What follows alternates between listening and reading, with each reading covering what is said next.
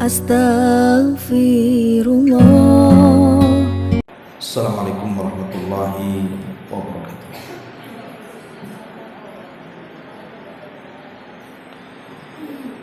Alhamdulillah wassalatu wassalamu ala Rasulillah wa ala alihi wa sahbihi wa mawalah wa la hawla wa la quwwata illa billahi wa ba'd. Terlanjutkan kembali kajian kita, masih membahas kitab Umdatul Ahkam, dan kita masuk pada hadis yang ke-10, masih dalam bab taharah. An Aisyah radhiyallahu anha qalat, kana Rasulullah sallallahu alaihi wasallam yujibuhu tayammunu fi tana'ulihi wa tarajjulihi wa tuhurihi wa fi sya'ni kullihi. Kata Aisyah ummul mukminin radhiyallahu anha bahwa Nabi sallallahu alaihi wasallam suka mendahulukan bagian sebelah kanan daripada bagian kiri, baik ketika memakai sandal, bersisir ataupun bersuci. Bahkan dalam semua urusan Nabi SAW selalu mendahulukan yang kanan-kanan.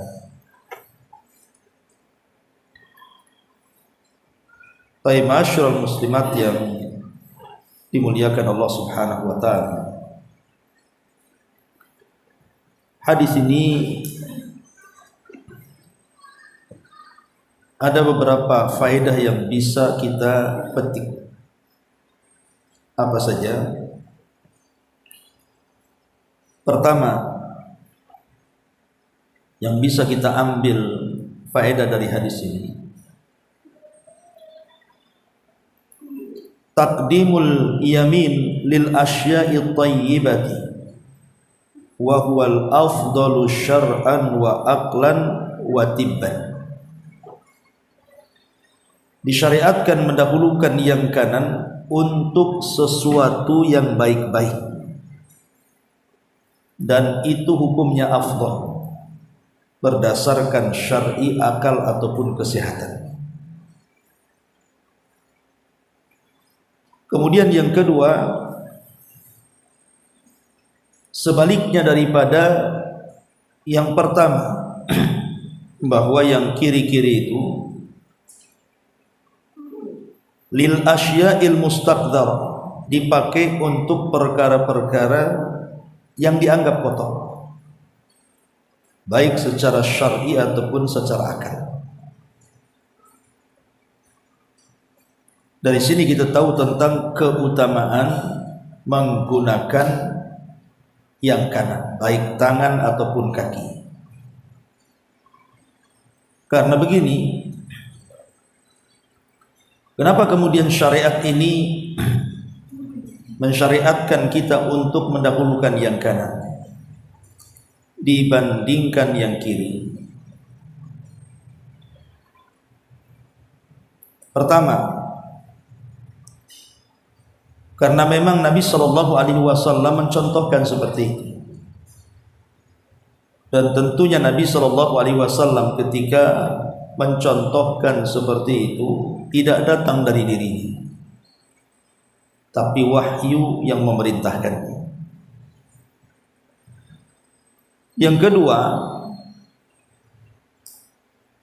menggunakan yang kanan itu dalam rangka menyelisih setan. Karena dalam beberapa perkara setan itu selalu menggunakan yang kiri-kiri. Contoh ketika makan dan minum, setan itu selalu menggunakan tangan kiri untuk makan ataupun untuk minum. Jadi dengan kita mendahulukan yang kanan itu, hakikatnya kita sedang menyelisihi syaitan. Kemudian yang ketiga, dari sini kita tahu bahwa tangan kanan itu lebih mulia lebih terhormat dibandingkan tangan kiri. Makanya ibu ajarkan kepada anak-anak ibu, baik ketika makan, ketika minum, ketika menggunakan pakaian, celana ataupun menggunakan sandal.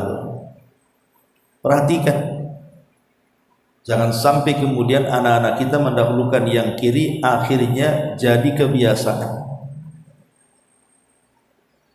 Kemudian juga yang keempat, bahwa ini bagian daripada adab bersama manusia.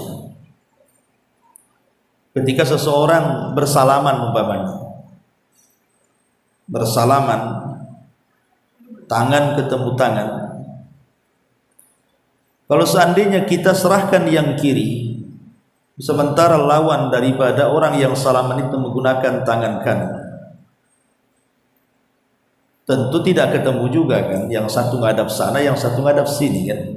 Yang kedua memang tangan kiri untuk kotoran, sehingga qillatul adab, jadi sedikit adabnya jadinya. Jadi menggunakan yang kanan itu bagian daripada adab bermuamalah dengan manusia. Lebih daripada itu, menggunakan yang kanan ini karena tafaul. Tafaul itu artinya kita berdoa kepada Allah Azza wa Jalla, kalau di dunia saja kita mendahulukan yang kanan, maka di akhirat mudah-mudahan kita termasuk ashabul yamin, orang yang senantiasa berada di sebelah kanan. Karena orang yang berada di sebelah kanan nanti pada hari kiamat itu adalah orang-orang yang diselamatkan Allah. Tapi sebaliknya, orang-orang yang ada di sebelah kiri justru mereka adalah orang-orang yang digiring ke neraka. Jadi dari dunia saja kita sudah diarahkan ke yang kanan. Karena di akhirat ashabul yamin, mereka adalah orang-orang yang selamat dari api neraka dan masuk ke dalam surga. Jadi itu kenapa kemudian alasan-alasan kita mendahulukan yang kanan itu karena alasan-alasan seperti itu. Apalagi sekali lagi bahwa sunnah Nabi Shallallahu Alaihi Wasallam, baik dari ucapan beliau ataupun perbuatan beliau, itu selalu menggunakan yang sebelah kanan, baik tangan ataupun kaki. Kemudian juga diantara faedahnya hadis ini,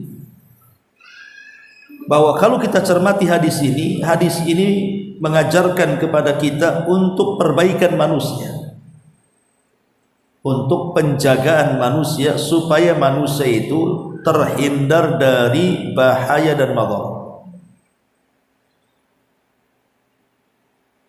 Umpamanya orang makan dengan tangan kiri sementara dia cebok dengan tangan kiri, berarti secara kesehatan membahayakan. Karena boleh jadi ketika dia mungkin cebok kurang bersih, ada kotoran atau najis, kemudian menempel di tangan, kemudian kita gunakan makan.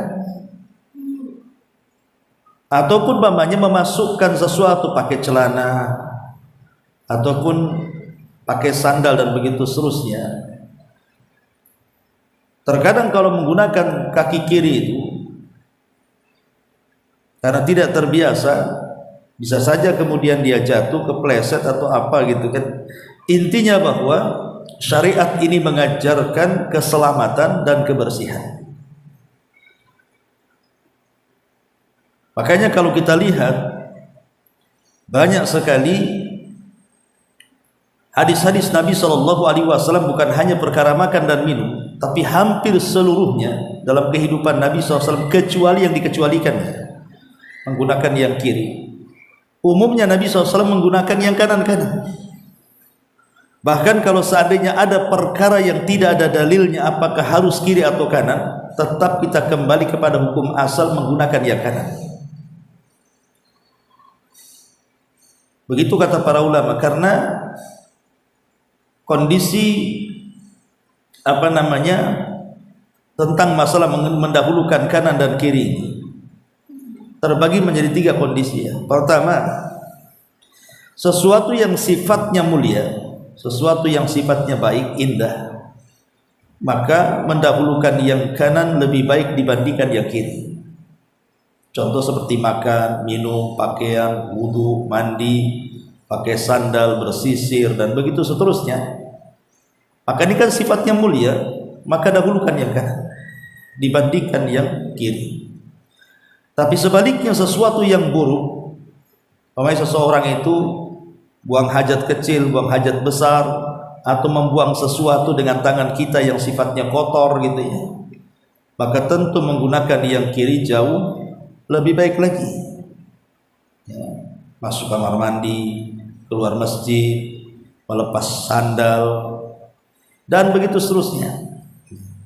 Tapi kalau tidak ada suruhan apakah yang kanan atau yang kiri, maka kondisi yang ketiga kembali kepada hukum asal, bahwa yang kanan itu jauh lebih baik dibandingkan yang kiri. Baik, masyarul muslimat yang dimuliakan Allah Subhanahu wa taala, di sini Nabi sallallahu alaihi wasallam dijelaskan di antara perbuatannya oleh Ummuna Aisyah radhiyallahu anha, yu'jibuhu at-tayammum, beliau suka dengan yang kanan. Pertama, fi tana'ulihi, ketika beliau menggunakan sandal.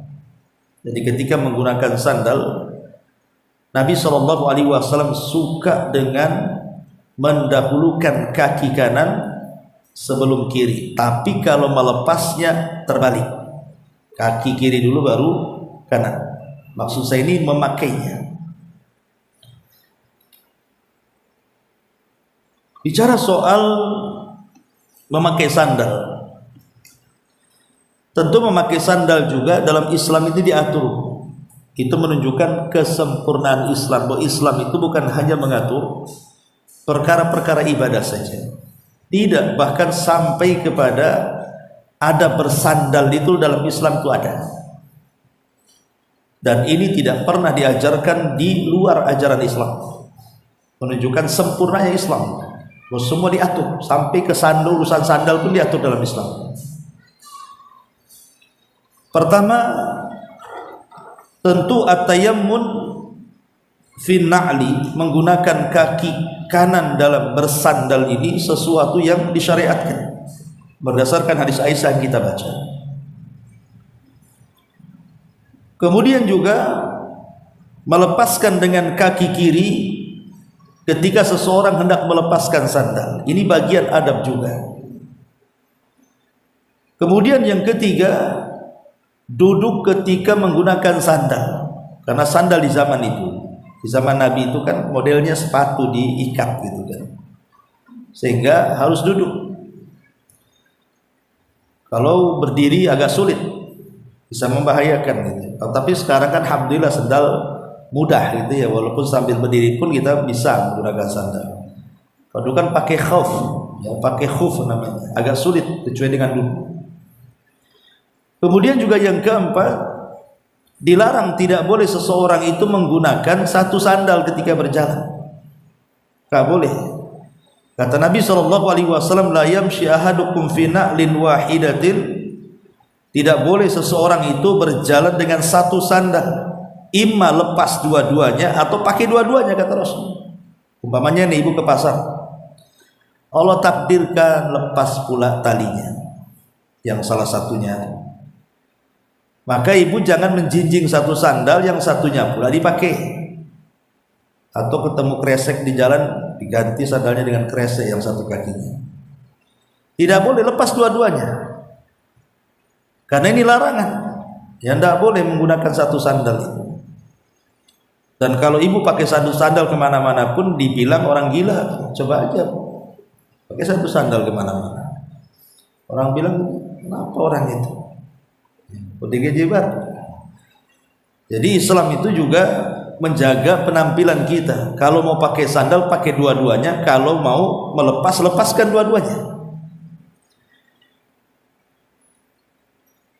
Dan kalau ibu berada di kuburan, sedang berziarah, memanjakan ziarah kubur diajak suami, maka disunnahkan untuk melepas sandal. Karena Nabi SAW pernah marah kepada seorang laki-laki yang sedang menggunakan sandal melewati areal kuburan. Kata Rasul, ya sahiba sibtaini waihaka alki sibtiyatiki, sibtiyatika, wahai pemilik dua sandal, celaka, lepaskan kedua sandal. Dari sini hukumnya sunnah seseorang itu masuk ke area kuburan tanpa menggunakan sandal. Tetapi kalau kuburannya bisa dilewati, kalau kuburannya banyak duri, banyak beling, banyak paku, ya lebih baik pakai sandal kan, karena ada madarat di situ. Tapi sekali-kali pun ibu dianjurkan kalau bisa sekali-kali berjalan tanpa sandal. Jadi tidak harus mesti pakai sandal kan. Sekali-kalilah seseorang itu berjalan tanpa sandal. Intinya bahwa inilah diantara adab-adab dalam Islam tentang sandal. Lah dalam hadis yang kita bahas ini, diantara sekian adab menggunakan sandal adalah at-tayammun fi tanaulihi, berusaha untuk menggunakan yang kanan pada ketika menggunakan sandal. Kemudian ma'asyiral muslimat yang dimuliakan Allah Subhanahu wa taala, kemudian yang kedua, wa tarajjulihi. Tarajjul itu artinya penyisir. Sebagian para ulama seperti yang dijelaskan Al-Hafidz Ibnu Hajar Al-Asqalani ketika beliau memaknai makna tarajjul. Makna tarajjul adalah menyisir rambut kepala, termasuk juga dengan janggut, dengan cara meminyaki keduanya, dikasih minyak gitu ya, itu disebut tarajjul, supaya lebih rapi lagi maksudnya. Karena ada rambut-rambut itu yang susah diatur, centang perenang ke sana kemari disisir, tetap saja ke situ gitu ya. Lah supaya rapi, maka ditarajjul, maksudnya dikasih minyak kemudian disisir, baik rambut laki-laki atau perempuan ataupun janggut bagi laki-laki. Lah Syekh Utsaimin rahimahullahu taala juga memberikan makna tarajjul adalah memberikan minyak kepada rambut kemudian menyisir dan merapihkannya. Itu makna tarajjul. Dan Syekh Abdul Razak beliau mengatakan juga tarajjul adalah menyisir rambut, membersihkannya, kemudian memberikan perhatian khusus padanya. Artinya kalau di zaman sekarang ada perawatan lah namanya rambut itu. Kenapa kita harus merawat rambut Bu? Karena Nabi SAW mengatakan man kana lahu sya'run falyukrimhu, kata Rasul. Siapa yang memiliki rambut hendaklah memuliakan rambutnya. Dengan cara tadi menyisir, ngasih minyak, merapihkan atau ke salon gitu ya. Itu bagian daripada tarajjul artinya. Tapi masalahnya harus dipahami, menyisir bagi perempuan mungkin sebuah kewajiban karena berkenaan dengan kecantikan masalahnya. Sebab kalau wanita jarang menyisir itu jadi menambah ataupun mengurangi kecantikan dia. Tapi masalahnya laki-laki. Apakah laki-laki dibolehkan menyisir tiap hari? Ibu mungkin yang pernah hidup di tahun-tahun belakangan kan itu ya. Kalau zaman dulu anak-anak muda bergaya itu biasanya bawa-bawa sisir kan Bu. Bukan dompet yang dibawa, itu sisir. Sisir itu ditaruh di belakang. Sisir kecil, kalau sisir gede ya enggak lah. Biasanya itu di kemana-mana bawa sisir tuh. Tetapi pertanyaannya, apakah laki-laki boleh menyisir tiap hari? Karena ada larangan dari Nabi SAW. Naha Nabi SAW anit tarajjuli illa ghibah. Nabi SAW itu melarang tidak boleh menyisir kecuali dibuat jarang-jarang. Kalimat ghibah, Imam Ahmad memberikan catatan, maksudnya ghibah di sini artinya yauman wa yauman. Jadi sehari menyisir, sehari tidak, atau sehari memberikan minyak, sehari tidak. Makanya dalam hadis yang lain juga sama gitu ya. Kana Nabi sallallahu alaihi wasallam yanhana anil irfahi, qulna wa mal irfah, qala at-tarajjul kulla yaumin. Nabi SAW melarang kita untuk irfah. Kami bertanya, apa itu irfah? Maka Nabi SAW menjawab, menyisir sepanjang hari, pagi, siang, sore, malam, pagi, siang, sore, malam, nyisir-nyisir terus, ya. Maka itu dilarang dalam Islam. Makanya kata Al-Imam Asy-Syaukani rahimahullahu tadi yang mengatakan, wal haditsu yadullu ala karahiyatil ishtighali bitarjih fi kulli yawm li'annahu naw'un minal irtifah wal irtifah al istikthar minaz zinati wa alla yazal yuhayyi'u nafsah. Kata Syaukani rahimahullahu taala, hadis ini menunjukkan makruhnya menyibukkan diri dengan menyisir bagi laki-laki, ya. Maksudnya sepanjang hari, ya. Karena ini termasuk irfah. Termasuk irfah itu bergaya-gaya, bermegah-megah gitu, ya. Kemudian kata beliau, dan irfah sendiri maksudnya adalah terlalu banyak berhias. Dan itu kan perbuatan perempuan, banyak berhias itu. Bukan laki-laki yang harus depan cermin terus kan gitu, ya. Itu pekerjaan perempuan, berhias itu. Bukan pekerjaan laki-laki. Makanya kemudian kenapa menyisir bagi laki-laki terus menerus itu dilarang. Jadi kalau ibu melihat suaminya acak-acakan rambutnya, ya memang begitulah sifat laki-laki. Ya 1000 aneh kalau punya suami kok tiap hari pagi siang sore nyisir terus. Ada apa ini? Nyisir terus itu. Karena itu tugasnya perempuan. Tukang sisir itu biar nampak cantik rapi gitu. Kalau laki-laki, ya, makanya kenapa secara umum Nabi sallallahu alaihi wasallam sampai mengatakan la'anan Nabi sallallahu alaihi wasallam al-mutasyabbihina minar rijali bin nisa. Rasul melaknat laki-laki yang menyerupai wanita ataupun sebaliknya. Di sini maka harus diperhatikan bagi laki-laki, boleh kita sebagai laki-laki menyisir, tetapi jangan seperti perempuan menyisir yang inten hampir setiap hari, karena walaysa dzakaru kal untha, laki-laki itu tidak sama dengan perempuan. Masyarul muslimat yang dimuliakan Allah Subhanahu wa taala. Tetapi yang ingin saya sampaikan di antara adab menyisir itu, pertama memuliakan dari rambut sebelah kanan. Ibu kalau menyisir, maka dahulukan sebelah kanan dulu. Sebelah kanan dulu disisir sebelah sini. Kalau sudah rapih baru ke sebelah kiri. Begitu adabnya.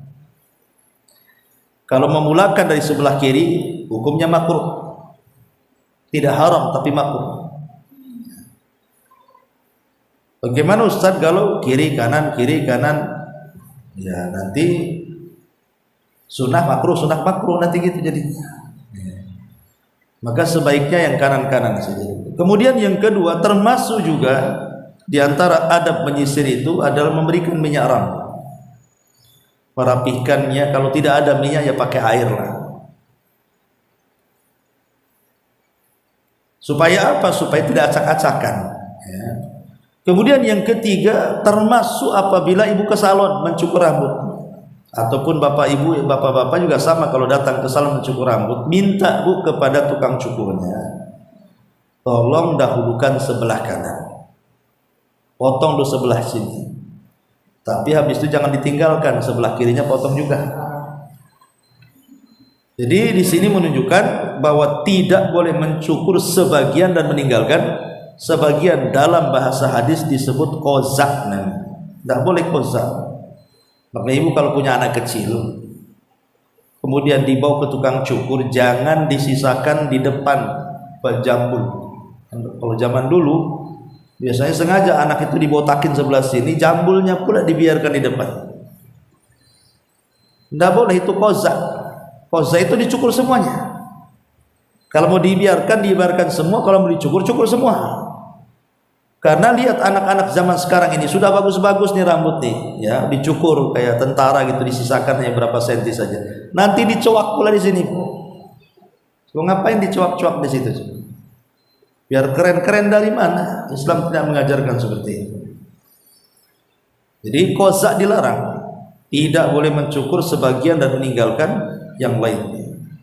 Termasuk juga tidak boleh berlebih-lebihan. Tidak boleh sampai berlebihan mengurus rambut dan menyisirnya. Sampai ada orang yang pengen bagus rambut itu sampai menghabiskan biaya banyak, berlebihan. Ya, sampai kemudian diwarnai dengan berbagai macam warna dan pokoknya dia perhatikan rambutnya saja. Nggak boleh, secukupnya saja kalau mau merawat rambut. Nggak boleh berlebihan. Karena biaya untuk perawatan yang harusnya untuk yang lainnya habis di situ. Nanti takutnya masuk kepada israf, membelanjakan kepada sesuatu yang dihalalkan tapi berlebihan. Dan Allah melarang tidak boleh israf. Innallaha la yuhibbul musrifin. Allah tidak suka dengan orang-orang yang israf. Orang-orang yang membelanjakan tetapi berlebihan dalam belanjanya. Kalau mubadzir itu orang yang membelanjakan sesuatu yang diharamkan Allah Subhanahu wa taala. Ini yang kedua, fi tana'ulihi wa tarajjulihi. Kemudian yang ketiga, wa tuhurihi. Dan juga dalam bersuci. Nabi sallallahu alaihi wasallam selalu mendahulukan yang kanan. Dalam bersuci, Nabi SAW selalu mendahulukan yang kanan. Karena Nabi SAW mengatakan saat salah satu putri beliau meninggal dunia, kemudian dimandikan, maka Nabi SAW memerintahkan kepada orang yang memandikan putrinya ini, apa kata Rasul? Dahulukan yang kanan dulu. Kata Nabi SAW, dahulukan yang kanan dulu ketika memandikan Zainab putra beliau. Sebagaimana dinyatakan Ummu Atiyah radhiyallahu anna Nabi sallallahu alaihi wasallam qala lahunna fi ghasli ibnatihi Zainab ibda'na bi yaminiha wa mawadi'al wudu'i minha muttafaqun alaih. Kata Ummu Atiyah, Nabi SAW berkata kepada mereka para pemandi jenazah putrinya Zainab itu, dahulukan yang kanan-kanan dan tempat-tempat anggota wudu. Menunjukkan bahwa dalam toharah harus mendahulukan yang kanan. Termasuk ibu sedang wudu.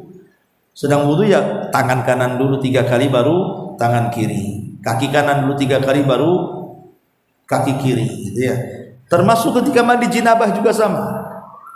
Kita membasuh sebelah kanan dulu baru sebelah kiri. Termasuk memandikan jenazah juga sama. Ya, jadi pada setiap toharah maka disunnahkan yang kanan-kanan.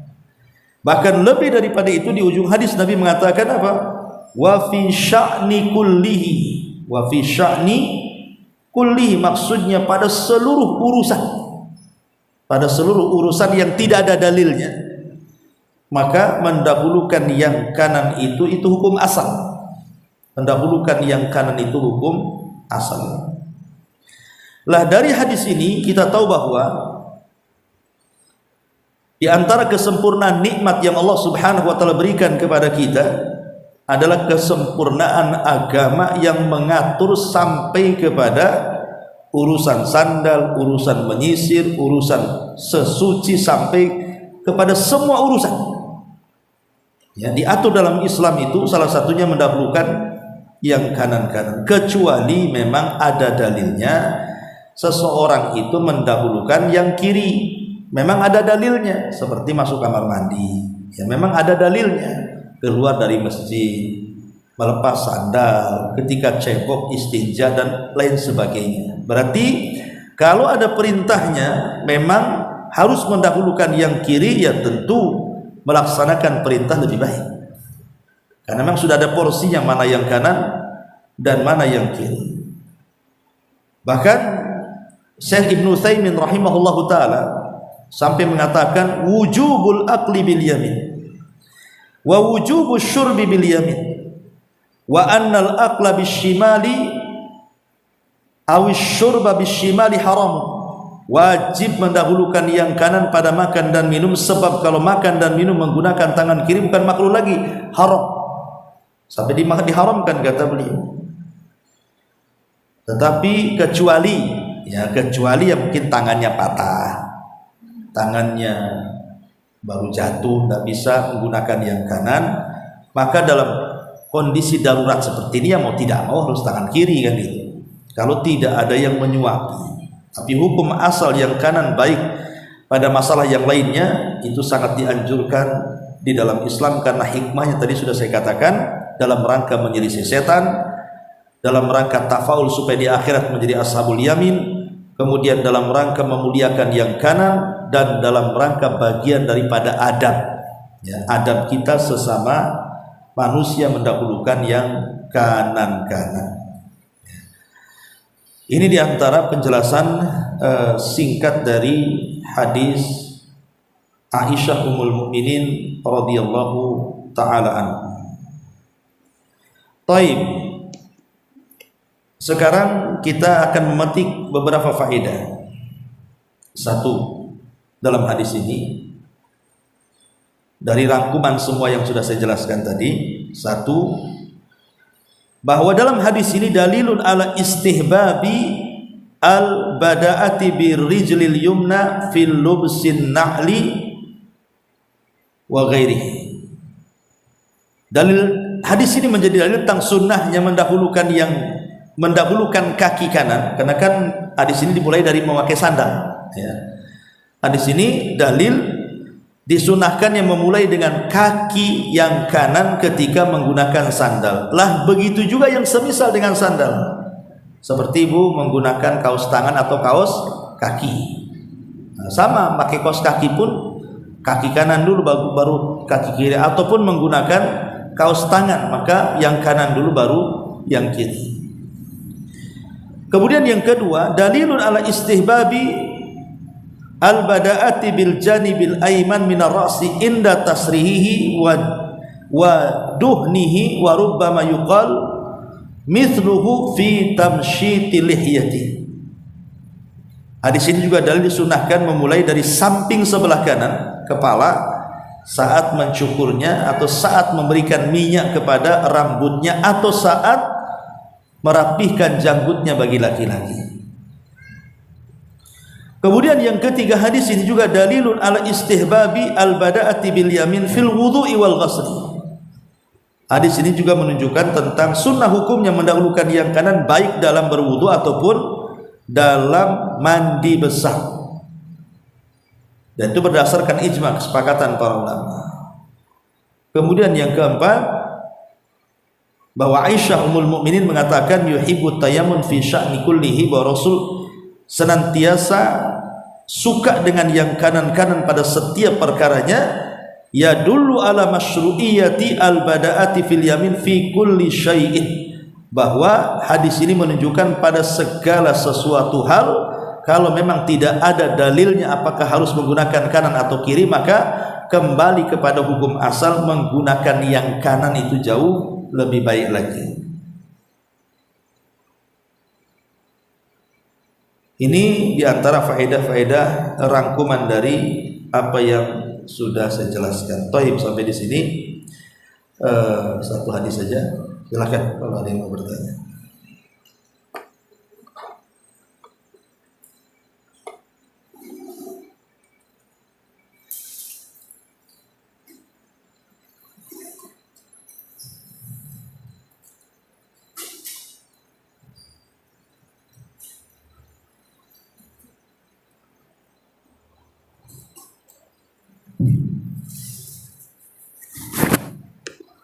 Assalamualaikum. Waalaikumsalam. Di sini sudah Ustaz rangkum ya hadis dari Aisyah radhiyallahu anha, menunjukkan yang sesuatu yang termasuk dalam memakai sandal. Terus Ustaz mungkin sebagian dari kamu ya Ustaz ingin anak ini memperjelas ya Ustaz. Berarti di sini intinya bukan hanya untuk melakukan ibadah ya Ustaz, tapi sesuatu yang bersifat yang baik semua kita lakukan dimulai yang kanan. Bukankah itu juga termasuk dalam menulis ya Ustaz, menulis kitab berbuku pelajaran juga kita mulai dari kanan. Terus dalam mengikat ini juga kan Ustaz, apa kita juga harus menggunakan tangan yang kanan karena kita juga mengeluarkan kotoran. Nah seperti itu Ustaz. Berarti dia tidak semua hal-hal yang terkait untuk ibadah, tetapi perbuatan yang itu untuk baik harus kita lakukan yang kanan. Apa begitu Ustaz? Ya, alhamdulillah, kan kaidahnya sudah jelas bahwa sesuatu yang baik walaupun tidak ada dalilnya, dahulukan yang kanan. Pokoknya sesuatu yang baik. Tapi sesuatu yang kotor, hukum asalnya yang kiri. Contoh umpamanya ibu mau mengeluarkan ingus, kan lubang hidung kan dua nih. Ya, mana yang kiri mana yang kanan kan itu. Karena ini sifatnya kotoran, maka yang kiri dulu kan. Ini gini, baru yang kanan gitu. Tapi kalau sifatnya kebaikan, ya seperti menulis itu kan yang baik. Kalau menulis kan baik, berarti kan dia yang kanan dulu. Jangan sampai kidal gitu ya, yang kiri. Tapi yang sifatnya kotor, apakah sikat gigi ini membuang kotoran? Ya kan begitu. Berarti kalau yang sifatnya kotor, yang kiri dulu. Iya, Allah. Terus Ustaz, anak lupa kalau kasar di dalam surat Al-Maidah kita ada kita dua beberapa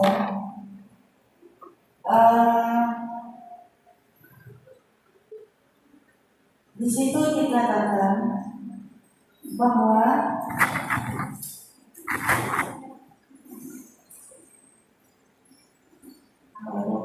dan ibu Ustaz, anak lupa tadi saya sudah buat satu pertanyaan tapi lupa dari. Apa jawabannya pun lupa juga. Mungkin ada yang bertanya.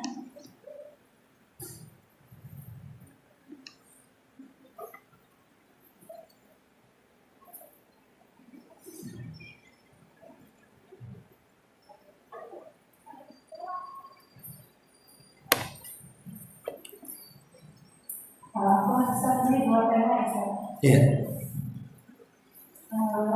Bagaimana batasan-batasan kita bermuamalah dengan orang yang sudah dengan jelas menyatakan dia berpaham sufi dan tasawuf Ustaz.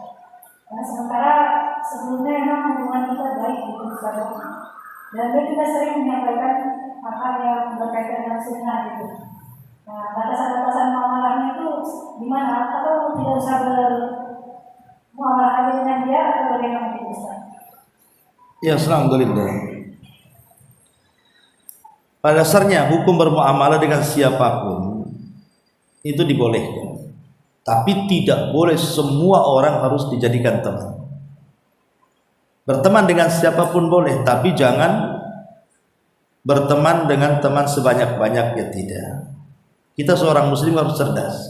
Mana teman yang baik, mana teman yang tidak baik, mana teman yang bermanfaat di dunia dan mana teman yang bermanfaat di akhirat, atau dua-duanya bermanfaat dunia akhirat. Jadi sekiranya kita ini punya teman dan membahayakan akhirat kita, mungkin akidah kita, dari mana kita tahu? Sebab kalau berteman dengan dia itu asik ngobrol ajaran dia saja, seolah-olah nari-nari kita di situ. Ya, kalau ibu menganggap itu bagian daripada dakwah dia, mengajak kita masuk pada mereka, dan itu sudah tahu ajaran yang diajarkan itu keluar daripada ajaran Islam dan ahli sunnah, maka sebaiknya batasi hubungan dengan dia. Karena jangan sampai kemudian akidah yang sudah kita yakini kemudian goncang pula. Tetapi kalau urusan dunia, ya nggak masalah, jangan lagi dengan orang yang menyimpang, sama orang kafir aja boleh. Kalau urusan dunia ya, maksudnya ibu ada urusan bisnis, jual beli, utang piutang, sewa menyewa atau apalah namanya, itu tidak dibatasi dalam Islam, karena Nabi pun bermuamal dengan orang Yahudi. Bahkan pernah baju besinya Rasul pun digantikan dengan orang Yahudi. Kalau sudah tahu orang Yahudi itu bagaimana cari makan mereka, tapi Rasul melihat dohirnya. Bahkan ketika hijrah sendiri, yang mengantarkan Rasul dengan Abu Bakar dari Mekah ke Madinah itu siapa? Orang Yahudi. Penunjuk jalan khiritnya itu. Jadi bermuamalah dengan orang kafir kalau dalam urusan dunia sah-sah saja. Tetapi kalau seandainya sudah nyerempet masalah agama, masalah akidah, maka sebaiknya jangan berteman dengan orang yang seperti ini. Karena dikhawatirkan lambat laun dia akan mengajak kita, mungkin pada awalnya kita tolak, tapi karena terus-terusan diajak lama-lama ikut. Dan itu yang banyak. Seperti anak-anak muda yang datang menau, tiba-tiba berselancar di YouTube, di mana gitu kan. Tahu-tahu ketemu paham Khawarij. Dia baca, oh betul juga kan gitu. Akhirnya masuk Khawarij. Melakukan bom bunuh diri. Dan itu sudah banyak kan gitu. Karena syubhat itu di zaman sekarang ini sangat menyambar-nyambar sama dengan syahwat. Makanya saya contohkan bagaimana Imran ibn Khittan itu ingin menyelamatkan keluarganya dari pemahaman Khawarij kepada ahli sunnah. Tetapi Allah takdirkan bukan dia nyeret, tapi dia yang keseret. Harusnya dia nyeret karena dia ulama hadis, ulama besar, ulama dunia. Sekelas Imran bin Khittan saja keseret dengan keluarga istrinya, akhirnya menjadi tokoh Khawarij. Padahal niat dia menikahi anak pamannya itu maksudnya untuk mengajak keluarga pamannya kepada ahli sunnah. Setelah dia menikah, malah dia yang keseret-seret. Akhirnya jadi tokoh Khawarij pula itu Imran bin Khittan.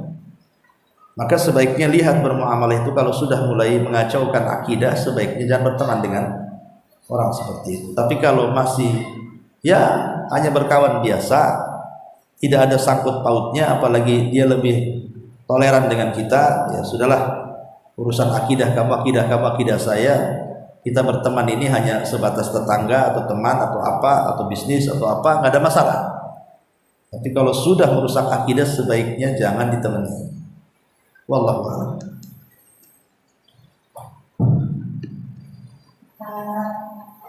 Pesan dalam hadis Bukhari dikatakan salah satu adat dunia itu dikatakan mengusap hidung dari wajah. Mengusap hidung dari wajah dilakukan di waktu bangun tidur ketika tidak wudhu. Terus gimana kelanjutannya dengan hadis yang lain dikatakan sesungguhnya kita harus mencuci tangan dulu sebelum wudhu karena kita nggak tahu tangan kita berada di mana. Itu maksudnya gimana ya Ustaz? Sementara kita tidur itu tidak sadar memegang hal yang kita tidak ketahui dalam hadis Bukhari tersebut, tapi dalam hadis yang lain anak-anak baca di satu kitab yang mengatakan sunnah-sunnah yang hampir ditinggalkan, tidak boleh melakukan aktivitas apapun sebelum kita mencuci tangan. Itu gimana maksudnya? Sebenarnya nggak bertentangan, cuman mencuci tangan selepas bangun malam itu hukumnya wajib. Tapi mencuci tangan kalau tidak tidur malam, namanya siang, duhur, asar kita mau berwudu, itu sunnah saja. Seandainya umpamanya datang waktu duhur nih, langsung buka keran, langsung ambil air, dimasukkan ke mulut, ya tidak ada masalah. Tapi kalau sholatnya bukan duhur, anggap subuh kan bangun malam tuh, maka tidak boleh kemudian ambil air kemudian memasukkan ke mulut, tapi cuci dulu 3 kali. Kenapa? Karena hukum mencuci tangan selepas bangun tidur itu wajib hukumnya. Kenapa wajib? Karena ada nas khusus. Kata Nabi SAW, fa inna ahadakum la yadri aina batat yadu. Karena salah seorang di antara kalian tidak tahu tangan kalian menginap di mana di malam hari. Maka sebab hadis ini makanya mencuci tangan selepas bangun tidur malam itu hukumnya wajib, bukan sunnah. Tapi kalau selain daripada itu, maka mencuci tangan itu hukumnya sunnah. Tidak ada masalah gitu kan. Hukumnya sunnah karena tidak ada nasnya. Kembali kepada perbuatan Rasul, kalau wudu mendahulukan mencuci tangan baru kemudian berwudu. Sebenarnya tidak ada bertentangan hadis itu ya. Wallahu a'lam. Satu lagi Ustaz. Ya. Bagaimana hukumnya jika seorang wanita itu memotong rambut pendek atas telinga misalnya sampai, apakah itu dengan alasan misalnya karena rambutnya rontok atau karena isi badan yang panas gitu, jadi memotong rambut pendek sebatas telinga, apakah itu dibolehkan atau dapat termasuk menyerupai laki-laki?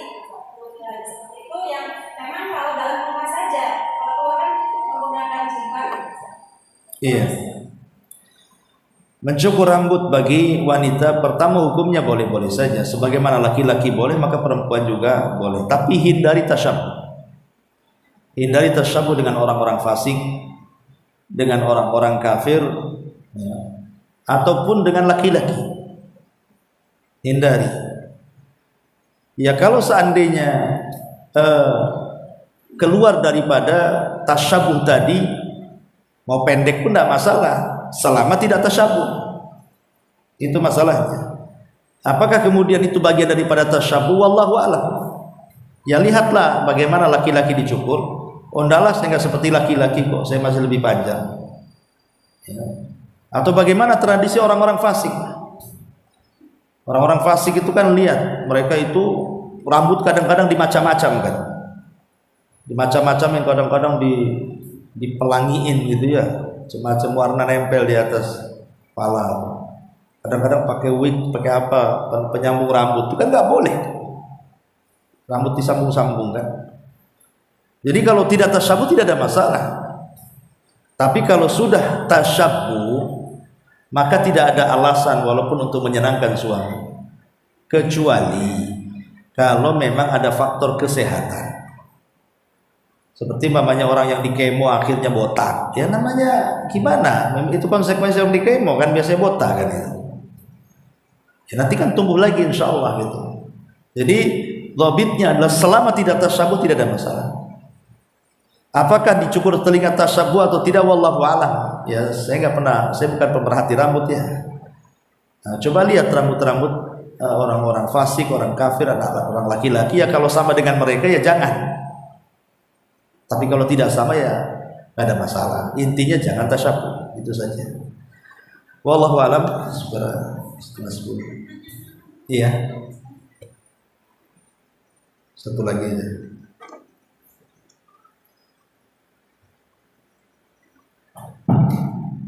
Pertanyaan yang awal ya Ustaz, hadis Bukhari tadi Ustaz, yang bawah kan Ustaz sudah menjelaskan tidak boleh itu hadis bukan sunatan. Terus mengusap tidur dan wajah itu maksudnya gimana Ustaz?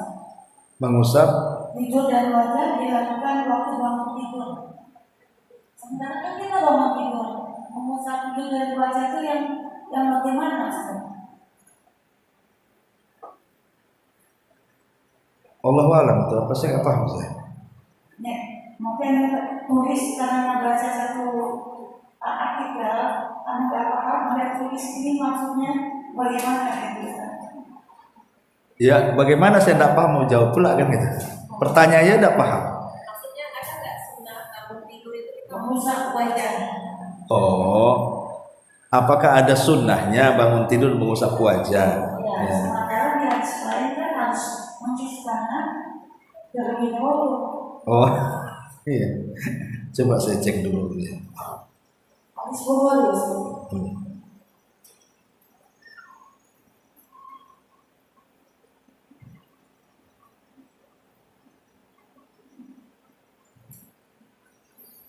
Setelah tidur ya, bukan setelah doa. Kan Ustaz, di sini mengusap tidur dari wajah dilakukan di waktu bangun tidur. Kita duduk langsung mengusap wajah. Makanya ini jadi pertanyaan di hati Ustaz, gimana caranya gitu.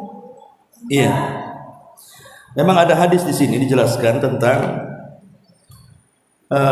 hadis sahihaini. Nabi mengatakan, Anan Nabiy sallallahu alaihi wasallam istaiqadha fil laili faja'ala yamsahu an-nauma an wajhihi biyadihi.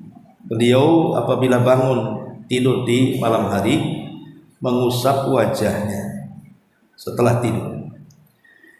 Kemudian di dalam hadis, idza staiqadha ahadukum min naumihi fala yaghmis yadahu fil ina'i hatta yaghsilaha thalathan fa innahu la yadri aina batat yaduhu. Apabila salah seorang di antara kalian bangun dari tidur, jangan dicelupkan tangannya pada bejana sampai dicuci 3 kali, karena tangan kalian tidak tahu di mana menginap. Paham? Maksudnya tadi yang satu disuruh mencuci tangan dulu baru mengusap, kok ini mengusap dulu, seolah-olah ada kontradiktif gitu ya. Iya. Di sini dijelaskan juga fal haditsani sahihani wala ta'awrudha bainahuma. Kedua hadis ini memang sahih dan tidak ada pertentangan di antara keduanya. Memang kesannya ada pertentangan, tetapi sebenarnya tidak ada. Kemudian wa inna ma yutasawwar at-ta'arrud law kana al-amru bi ghuslil yadaini li najasatihima najasatan tantakilu ila ma taltamisani wa hadha ghairu hasilin huna fanahyu an ghamsil yadi fil ina qabla ghuslihima ba'dal istighad minan naumi mahmulun ala tanzih la ala tahrim indal jumhur. Fayadul mustayqid minan naum laysat mutanajjisah yaqinan bal hiya mahmulah ala taharati mura'atan lil asli. Wa alaihi faman masaha wajhahu bi yadihi ba'dal istighad minan naumi wa qabla ghuslihima la ya'tham wa la yatanajjas wajhahu. Oh, jadi begini. Cara menggabungkan dua riwayat ini adalah sebenarnya tidak ada perselisihan ulama, kata para ulama, karena mencuci kedua tangan selepas bangun tidur itu bukan karena ada najis di tangan kita secara yakin, tidak ada. Cuman kan itu hanya prasangka saja, bukan nampak najisnya di sini kan gitu. Pemain bangun tidur nampak najisnya di sini, enggak, kan enggak nampak najisnya. Berarti mencuci tangan itu bukan karena najis, karena bukan karena ada najis di tangan kita, bukan. Lalu apa masalahnya? Kenapa harus dicuci tangan? Ya. Katanya para ulama di sini, larangan memasukkan tangan ke dalam bejana sebelum mencuci setelah bangun dari tidur itu dibawa kepada tanzih, bukan kepada tahrim. Maksudnya dibawa kepada makruh, tidak sampai kepada tingkat haram. Karena tangan orang yang bangun dari tidur itu tidak najis secara yakin, tetapi dikhawatirkan terkandung, hanya kekhawatiran saja kalau ada najis kan itu. Karena tidak semua orang tidur itu harus meraba ke sana kemari kan gitu. Bisa saja tangannya nggak kemana-mana, diam saja, sehingga tidak ada keyakinan. Lah ketika Nabi SAW mengusap wajah menunjukkan tangan ketika selepas bangun tidur itu tidak najis, maka boleh diusapkan ke wajah gitu ya. Makanya kalau seandainya kemudian seseorang mengusap wajah selepas tidur, bukan menunjuk, kemudian ada hadis, bagaimana dengan hadis yang kedua ini? Kan tidak boleh mengusap wajah, kan kita harus mencuci tangan dulu. Nah, kita katakan tidak mesti seperti itu, karena tidak ada nas yang mengatakan bahwa mencuci tangan selepas tidur itu karena najis. Enggak, bukan karena najis, ya karena kebersihan saja. Jadi kalau orang mencuci wajah tidak ada masalah. Nah, jadi cara penjamaahnya seperti itu. Wallahu alam, ini dijelaskan di dalam beberapa fatwa para ulama. Wallahu alam. Artinya kalau seseorang mengusap wajah sebelum tidur tidak berdosa, karena tidak mengusapkan najis ke wajah gitu. Taib, wallahu a'lam.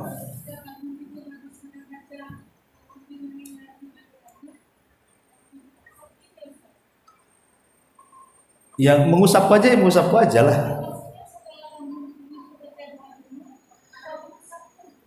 Nah, biasanya kan mengusap wajah itu karena mungkin ada kotoran di mata atau apa kan. Kan biasanya kan orang begini kadang ya biasalah, wajar kan orang baru bangun tidur kan, atau mungkin ada apa, karena di zaman Rasul ibu senang lah bisa tidur di kasur, pipi pun bisa bersih kan itu. Kalau di zaman itu tidur di pelapak kurma banyak debu banyak apa kan, ya wajar lah kan itu. Nabi mengusap wajah ketika bangun tidur. Wallahu a'lam.